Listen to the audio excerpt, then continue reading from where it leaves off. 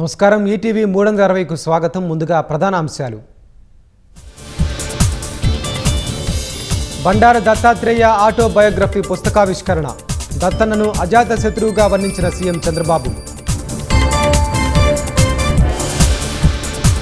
రాజధాని మహిళలను కించపరిచిన వారిపై చర్యలకు టీడీపీ డిమాండ్. సాక్షి ఛానల్ యాజమాన్యంపై మంత్రి సంధ్యారాణి ఫిర్యాదు. అక్రమ మైనింగ్ కేసులో మూడో రోజు కాకాని విచారణ. కృష్ణపట్నం పోర్టు పిఎస్లో ప్రశ్నిస్తున్న పోలీసులు. అల్లూరు జిల్లా గుంటసీమ గ్రామంలో విషాదం. చెరువులో ఈతకు వెళ్లి 3 చిన్నారులు మృతి.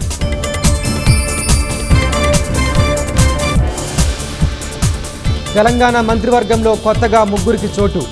జి వివేక్, అడ్డూరి లక్ష్మణ్, వాకిటి శ్రీహరి ప్రమాణం. మాగంటి గోపీనాథ్ మృతి పట్ల ప్రముఖుల సంతాపం. కుటుంబ సభ్యులకు సానుభూతి తెలిపిన లోకేష్ దంపతులు. మణిపూర్లో ఉద్రిక్తతల దృష్ట్యా ముందు జాగ్రత్త చర్యలు. 5 రోజుల పాటు ఇంటర్నెట్ సేవల నిలిపివేత. కొలంబియా సెనేటర్ టర్బేపై హత్యాయత్నం.